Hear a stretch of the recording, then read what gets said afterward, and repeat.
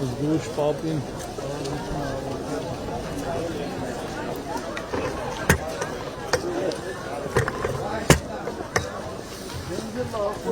Ասում եմ ես ինչ լավ հով տեղ է, իսկական այ նախընտրական հանդիպում անելու։ Ես շատ լավ տեղ եք ընտրել ժողովուրդ ջան։ Նախ մի կազմակերպչական բնույթի հարց, Արտաշատի մեր հանդիպման ժամը փոխվել է նախկինում հայտարարված 18:30-ի փոխարեն 17:45 առնելու, նրանք ովքեր գալու են իրենց համար եւ նրանք Նաև խնդրում եմ ձեր ծանոթներին, ներկաներին, բարեկամներին, հարևաններին, ովքեր հետաքրքրված են, տեղյակ պահեք։ Ժողովուրդ ջան, ես նախ ուզում եմ մի քանի թեմայի անդրադառնամ, որտեղ վերին Արտաշատում խոսակցություն բացվեց խաղողի մթերումների հետ կապված։ Գյուղում էստեղ խաղող է հիմնականում, թե ուրիշ խաղող, ամեն ինչ էլ կա։ Հիմա մենք մթերումների հետ կապված թեմա ծագեց, ուրեմն տեսեք, 2008 թվականին մթերվել է Հայաստանի Հանրապետությունում 137,400 տոննա խաղող, միջինը 141,6 դրամով։ 2020 թվականին, ուրեմն ուշադիր եղեք, մթերվել է 235,000 տոննա խաղող, 235,000 տոննա 141,8 դրամով։ 2020 թվականը ինչով էր բացառիկ, ուրեմն ճգնաժամ էր, գիտեք, որ արտահանումները լրիվ կանգնել էր, գինու, կոնյակի եւ այլն, ինչով է կարևոր, գործարանները խնդիր ունեն, իրենց տարաները լիքներ եւ տարաների, այսինքն հարցեր այդ տարի էլ 20 թվին դե գիտեք, խաղողի աննախադեպ բարձր բերք կար, եթե թվերին ուշադրություն դարձեցիք եւ մենք ինչ արեցինք, կառավարությունը որպեսզի խթանի մթերումը երկու բան են կարի, առաջինը արտադրողներին վարկային գծեր ենք բացել մինչև 3 միլիարդ դրամի անտոկոս վարկ ենք տվել գործարաններին, որպեսզի մթերի։ Երկրորդը կոնյակի արտահանման տուրքերը նվազեցրել ենք եւ արտահանման կոնյակի արտադրության տուրքերը նվազեցրել ենք եւ կոնյակի արտահանման տուրքը հանել ենք, որպեսզի տարաները դատարկվեն, որպեսզի նոր խաղողը մթերվի։ Իսկ ուզում եմ գների մասով, ես նկատի ունեմ 2020 թվականը բացառիկ է եղել նրանով, որ 2000 աննախադեպ բերք է եղել եւ ասենք օրինակ միջինից մի 60,000 տոննա ավել խաղող ենք մենք մթերել 2020 թվականին այդ ճգնաժամի պայմաններով եւ ըստ էության չմթերվող խաղող չի մնացել կամ եթե մնացել է շատ քիչ, բայց դե ես տենց կոնկրետ վերին Արտաշատում ուրիշ հարց է ծագեց մթերումների գնի հետ կապված եւ մենք երբ որ մարզպետի հետ քննարկում ենք, տեսեք մենք ինչ խնդիր ունենք ամեն գործարան ինքը մի օրվա մեջ կարա մթերի X թվով խաղող Այսինքն չի կարա որևէ գործան, ինչ գործան լինի անսահմանափակ թվով խաղող մթերի։ Եվ դրա համար լինում է դեպքեր, երբ որ մեծ թվով գյուղացիներ գալիս են գործարանի դիմաց եւ մթերումը տեղի ունենում այնքան ինչքան գործարանը կարա մթերի։ Եվ ելնում է որ գործարանի մոտ խաղողը մնում է, գիշերը մնում է, ասենք մի օր մնում է, երկու օր մնում է եւ որակը բնակարաբար գցում է։ Այստեղ լուծումը որն է, այդ ամեն ինչը պետք է կանոնակարգվի։ Եվ իմ պատկերացում մեկը մնում է այն, որ գյուղացիական տնտեսությունները պետք է հավաքվեն, իրար հետ ձևավորվեն ասոցիացիա, մեր պատկերացումը ընդհանրապես այն է, մենք փորձում ենք անենք, բայց մեր ժողովուրդը դժվար է այդ հարցերում միավորվում։ Օրինակ մենք ուզում ենք տարբեր կարտոֆիլագործների ասոցիացիա լինի, խաղողագործների ասոցիացիա լինի, որ դուք առանձին գործարանների հետ գործ չունենաք։ Բոլոր մթերողները եւ բոլոր արտադրողները մի կողմից եւ բոլոր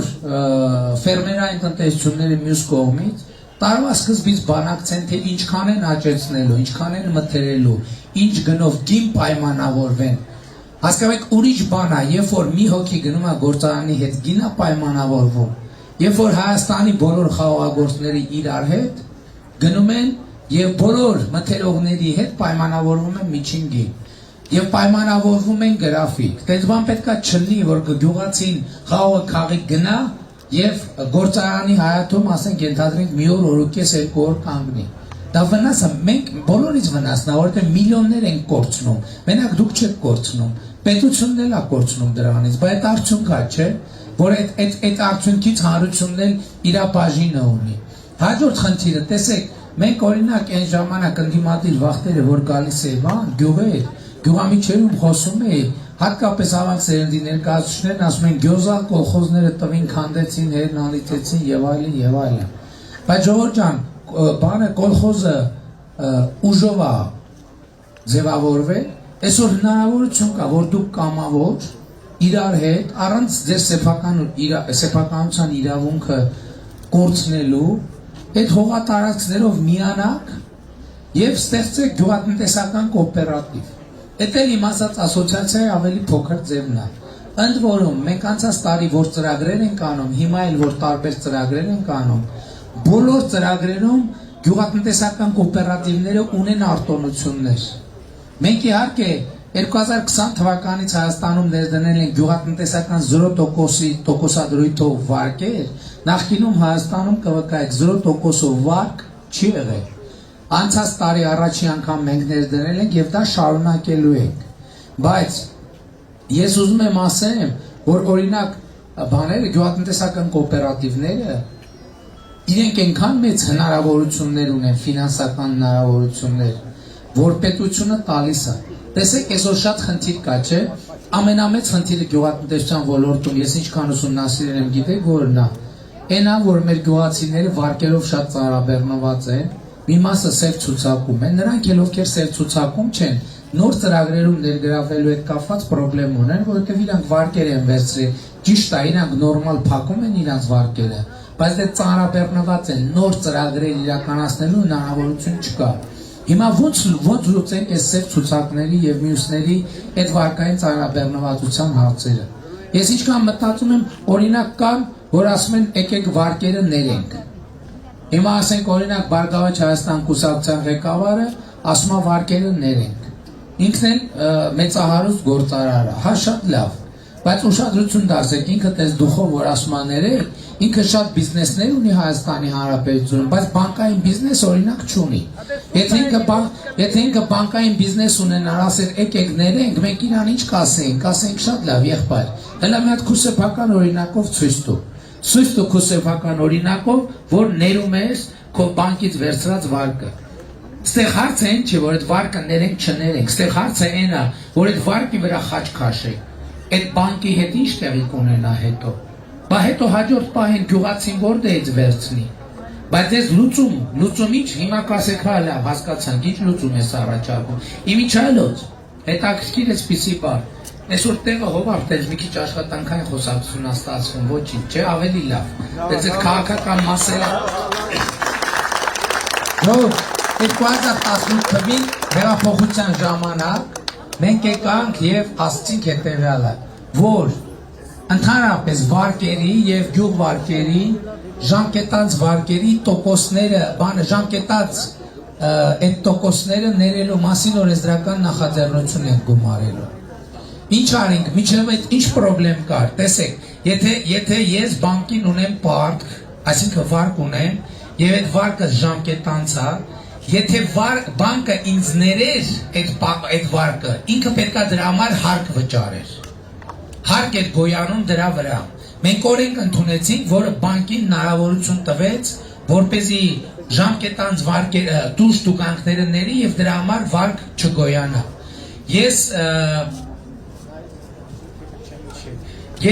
Ես ինչքան հիշում եմ, թիվը հիմա կոնկրետ չեմ հիշում, մի քանի տասնյակ հազար մարդու վարկային դուրս տուգանքները զրոյացրինք եւ հետո ուրիշ բան արինք, միջև 50,000 դրամի ժամկետած պարտք ունեցող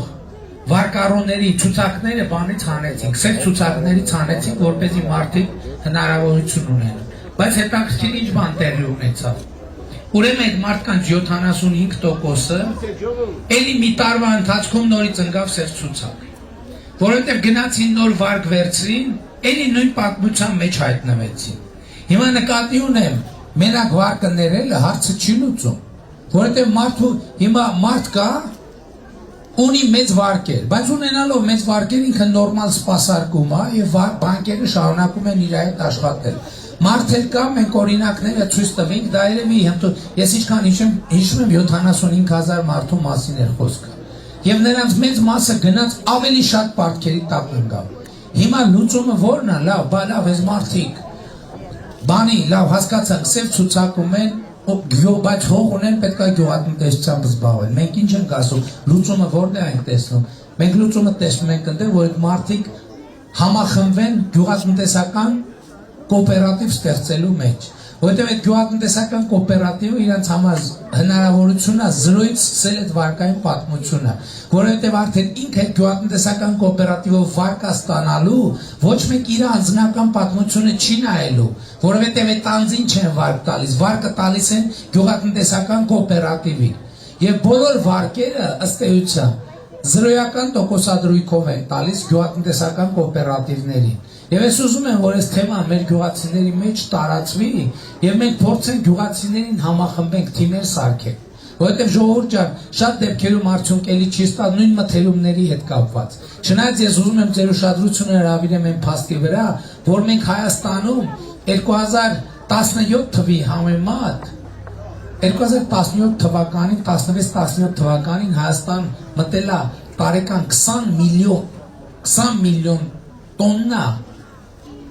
կոնյակի սպիրտ։ Կոնյակի սպիրտ, որ մտել է, այդ ինչ է նշանակում, այդ նշանակում է տեղական կոնյակի պահանջարկն անվազել։ Մենք այդ 20 միլիոն տոննայից 2020 թվական, լիտր, ասում եմ տոննա, 20 միլիոն լիտրից 2020 թվականին 400,000 լիտրա մտել ընդամենը։ Սա նշանակում է, որ մենք 83,000 տոննա լրացուցիչ խաղողի պահանջարկ ենք ձևավորել ներքին մթերման։ Եվ ես ուզում եմ հիմա նաև 2020 թվականի թիվը նաև դրա հետ կապ ունի։ Իսկ 2019 թվականին մենք մթերել ենք 163,400 տոննա խաղող 158 դրամ միջին գնով։ Այսինքն մեր բարեկամը, որ վերին արտաշատում ասում էր, թե գները մթերման նվազել են, ես չեմ բացառում, որ անձամբ իր խաղողի գինը նվազած կլինի ամեն տարբեր պատճառներ, որովհետև խաղողը կա շաքարայնության հարց, որակի հարց եւ այլն։ Պահելու հարց, չէ, ես չեմ բացառում, որ կարող է հիմա գյուղացի կա իր խաղողը 60 դրամով է տվել, որովհետև որակը եւ այլն շաքարայնության բանի պրոբլեմով դեմը գնացել են կանոնել են բան վարչական, այդ որ երեք որ մնացել է, որակը գցել է, հմի գործարանը տերներ մեղավոր չի։ Այստեղ խնդիրը, որ գյուղերի հետ ավերամշակող տեղնակությունները կապեն պայմանագիր, ամեն գործարան իր հզորությամբ 300 տոննա է խաղող ընդունում, որ 300 տոննա ժողովուրդը բեր կհավաքի տանեն ընդ 350 արդեն խնդրեմ է։ Պարոն Թևանյան, իմ ասածը հետևյալն էր, որ այո, կարա դեպք լինի, որ շատ էժան գնով մթերվի, տարբեր հանգամանքների փչացած լինի բերքը, որը, բայց միջին 1 կիլոգրամ հարաբերությունում միջին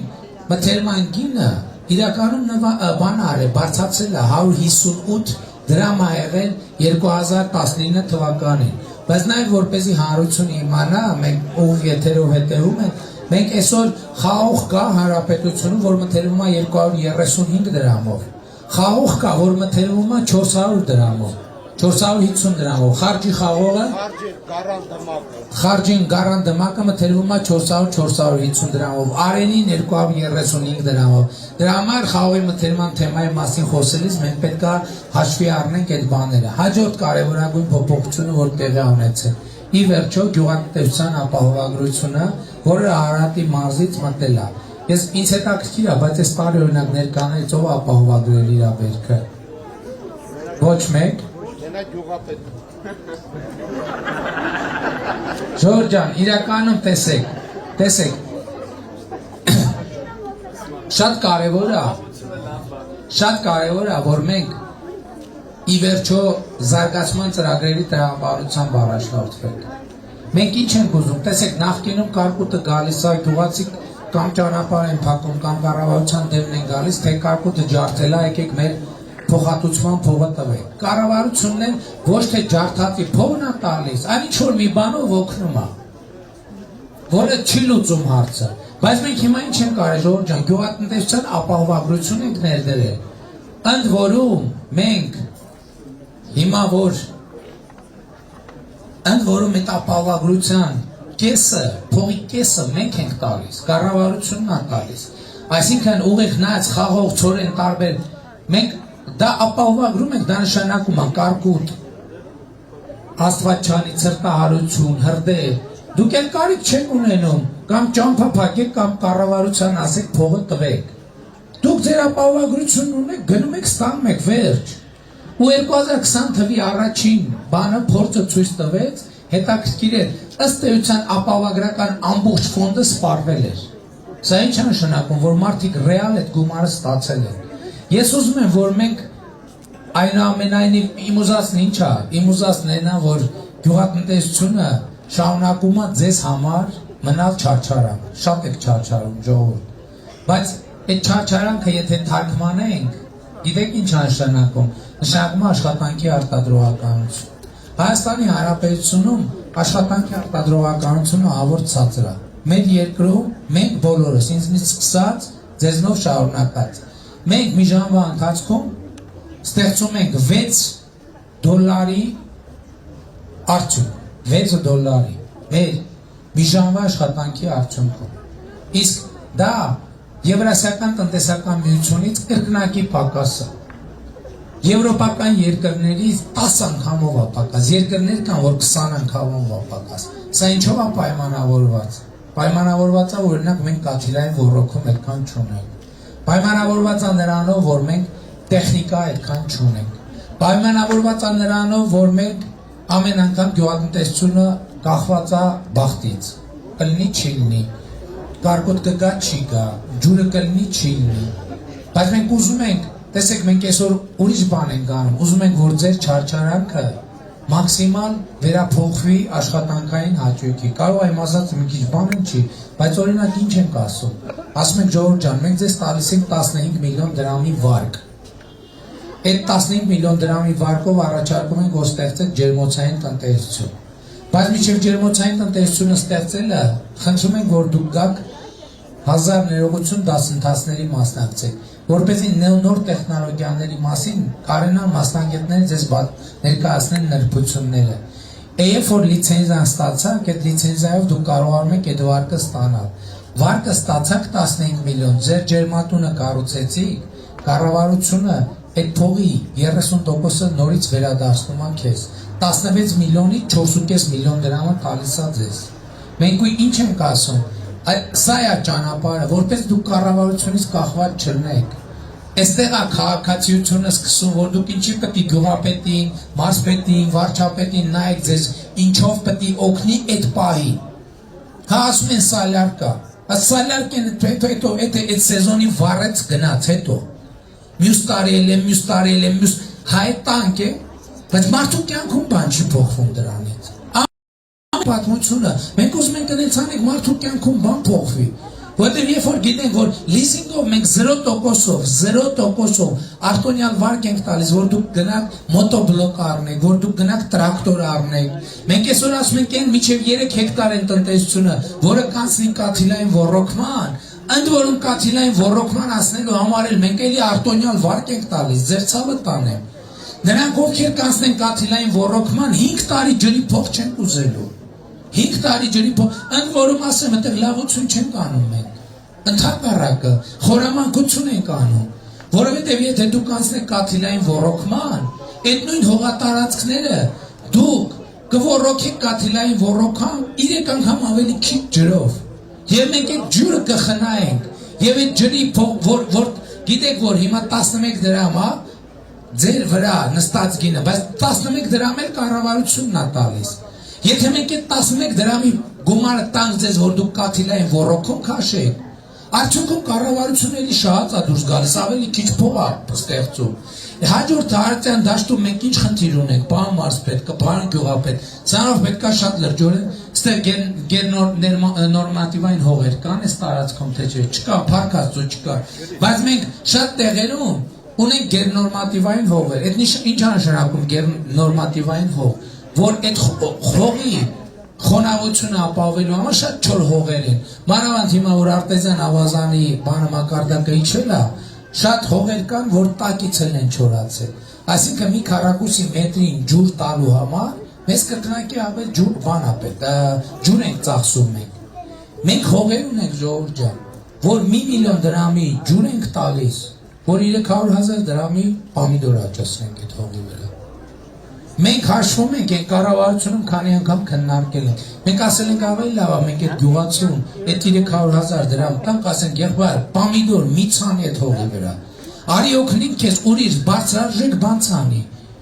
Այսօր անապատում բերք են ստանում կաթիլային ոռոգումով, Իսպանիայում, Իսրայելում։ Նայում ես անապատի մեջ կանաչ դաշտեր, ոչ ջուր կա, ոչ բան չկա, որովհետև ամեն կաթիլը օգտագործում են խնամքով, խելքով։ Եվ մեր ուզած է սա ժողովուրդ, ես խնդրում եմ, եկեք, ես գիտեմ, որ բոլորիս համար, ինձնից սկսած բոլորով, մեր սովոր ամենօրյա շրջանակից դուրս գալը շատ դժվար է, որովհետև դա 1001 բան է պահանջում, լրացուցիչ ջանք է պահանջում, վերջը էներգիա է պահանջում, բայց մենք պետք է գնանք այս ճանապարհով։ Այսօր տեսեք, ես գնում եմ այն օրը Աբովյանի մոտերքը, որ գյուղներ չեմ հիշի, ուրեմն բանա, ինտենսիվ բանա դրած, ջերմոցներ է դրած։ Ժողովուրդ, այս երեխեքի համար եմ ասում նաև։ Իտալիայից գյուղատնտեսական են ելակ են աճացնում, ելակ ու ազնվամորի մալինա ու մոշ։ Իտալիայից գյուղատնտես են հրավիրում։ Օրը վճարում են 700-ից 1000 եվրո։ Գյուղատնտեսին վճարում են օրը 700-ից 1000 եվրո։ Եվ այդտեղ ուրիշ պրոբլեմ կա, ասում են մեր երկրում ներսում մասնագետներ չկան։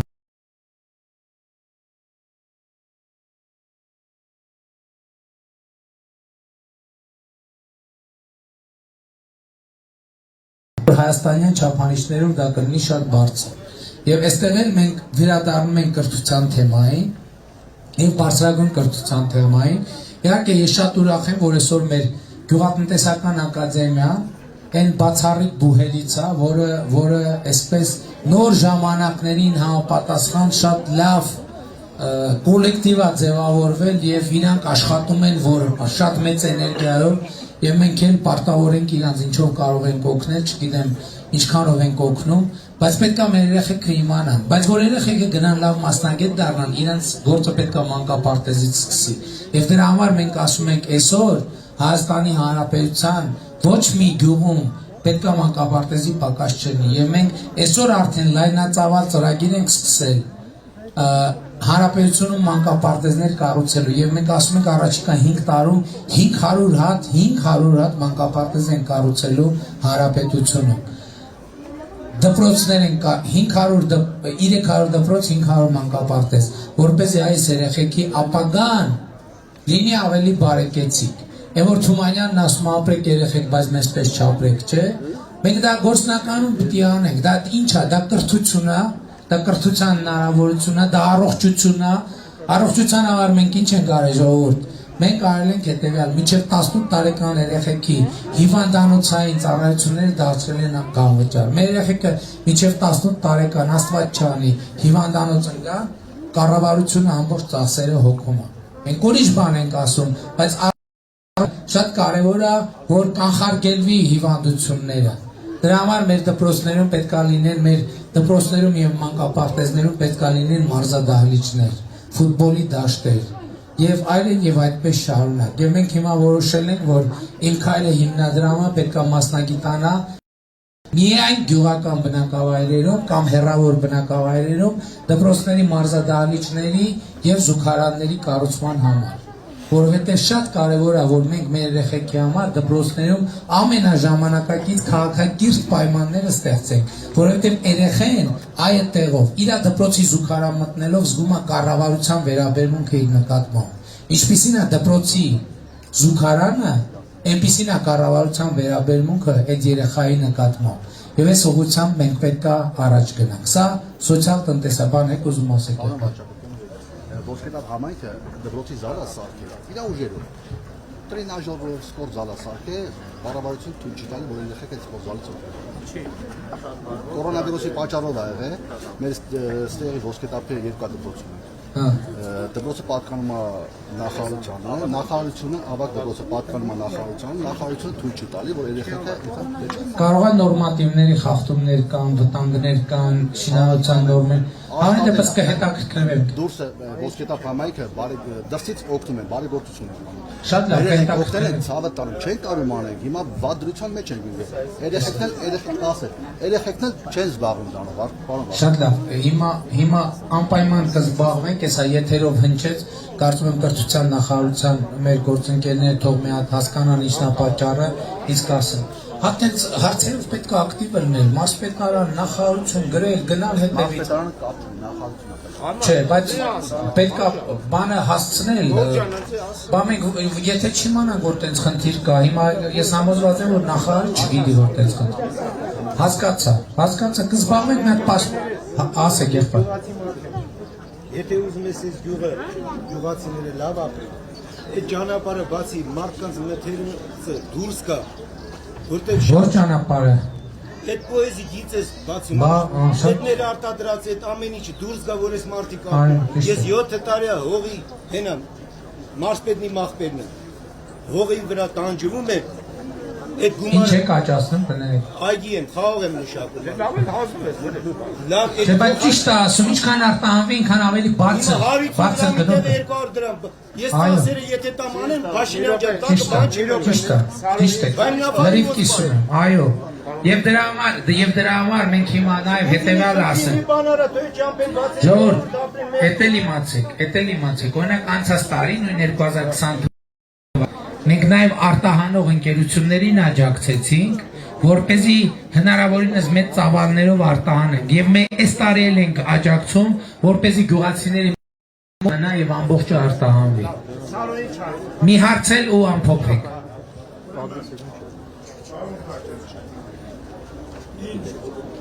30 տարի առաջ ճոմերը բաժանել են ներվում Ագեբանը, Շիրազում, Ալաշենը, Դավալում, Աֆշարը, բացը ծուղի վիճակի մեջ։ Բերևի ջուրը, կրգնակի Արտեզյանի գնով էին Սերժի օրը, մեզան, եթե տայի։ Թույլ կտալ ես։ Տեսեք, նախ ջրի խնդրի հետ կապված։ Պետի գետից վերցելու ջրի մասին։ Նախ 2022-ին Վեդի ջրամբարի կառուցումը ավարտում ենք։ Ճիշտ է, պարոն Պապիկյան, ինչ է պարոն։ Հա։ Այս տարածքը, այսինքն մյուս տարի Վեդի ջրամբարի հարցը ավարտում ենք եւ այդ ձեր ասած ջրի խնդիրները լուծվում է։ Ինքնայոց համակարգներ հետնենք բանանում։ Եվ Այնօր ես հետաքրքրվեցի քաղցրաշեն, գառնի քաղցրաշեն բանով։ Բանը ջրագիծն Ջրագիծով այդքան աղմուկ երեխա ժողովուրդ հիմա ջուր ակալի վարկյանը։ բայց ասում են բան անում, այդ փողակները անդադ պայթում է։ Հնա որ չի պայթ, մինչև Այցելուց հետո վերանորոգ վերանորոգվելը ամի բանը ոնց որ 900 թե 1000 պիտի տա 600 Անպես մեզ համար ստրատեգիական նշանակության խնդիր է։ Տեսեք, մենք ասում ենք մենք այսօր երկրի վարելահողերի 50%-ը չի մշակում ուղղակի։ Թողած 74%-ը հողերի ոռոգման ջրին հասանելիություն չունի։ Սա կատաստրոֆա է։ Եթե մենք ուզում ենք ռեալ գյուղատնտեսություն ունենալ, մենք պետք է ջրի հասանելիությանը հարցը լուծենք, բայց պետք է կաթիլային ոռոգման անցնենք, որովհետև ջուրը այսօր ինքան թանկ բան է, որ ջուրը տենց առումներով լցնել դաշտերը, դա մեծ խնդրեմ է։ Ես հասկանում եմ, որ դա մենք մի օրում չենք կարող փոխել, բայց մենք մեր մտքերը պետք է կարգաբերենք գնենք, որ մենք գնանք այդ ուղղությամբ։ Բայց նաև այնուամենայնիվ մենք քաղաքական առիթով ենք հանդիպում, ես ուզում եմ քաղաքական ասելիքը բաց չթողել։ Քաղաքական ասելիքը որն է։ Ժողովուրդ ջան, հունիսի 3-ին դուք որոշելու եք իշխանության ճակատագիրը Հայաստանի Հանրապետությունը։ Եվ հունիսի 20-ին դուք որոշելու եք ով է իշխանություն Հայաստանի Հանրապետությունը։ Բայց երբ որ դուք որոշում եք թե ով է Հայաստանի Հանրապետությունում իշխանություն, խոսքը կառավարություն կամ պատգամավոր ընտրելու մասին չի, խոսքը իշխանության պատկանելիության մասին է։ Եվ այս ընտրությունների ամենամեծ իմաստն է, որ ժողովուրդը ինքը պետք է գնա իր իշխանությունը վերահաստատի Հայաստանի Հանրապետությունում, որովհետև համար 3 քվեաթերթիկը այս քվեաթերթիկի վրա ֆորմալ գրած է 3 անուն՝ Փաշինյան Նիկոլ, Միրզոյան Արարատ, Մակունց Լիլիթ, բայց իրական դիկի վրա ձեզնի յուրաքանչյուրի անունն է գրած, որովհետև այս ընտրություններում որոշվում է, թե 2018 թվականին դուք որպես քաղաքացի իշխանության գալով, հիմա այդ իշխանությունը զիջում եք ուրիշներին, թե չեք զիջում ուրիշներին,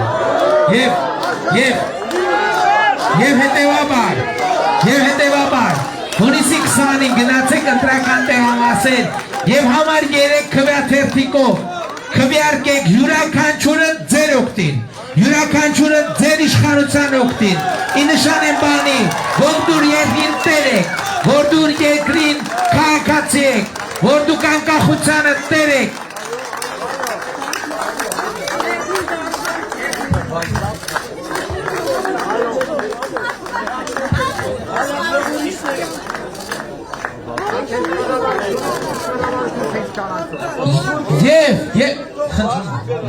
Եվ ուրեմն հունիսի 20-ին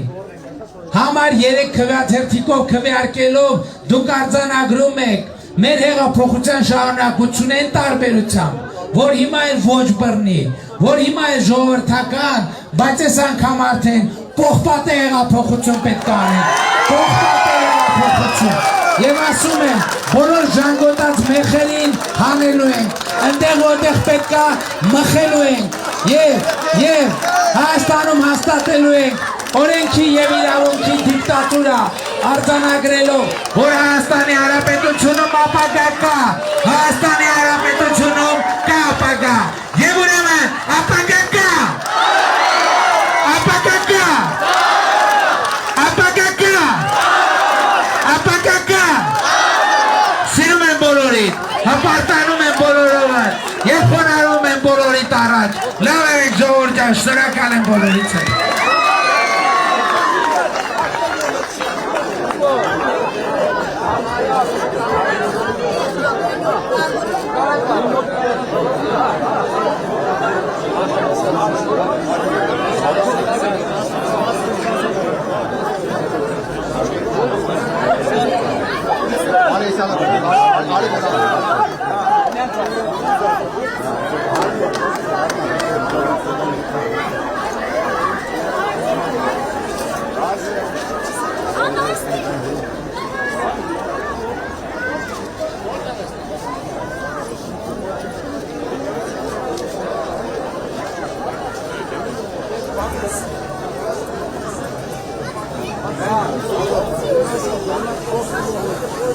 Hayır, ne kadar?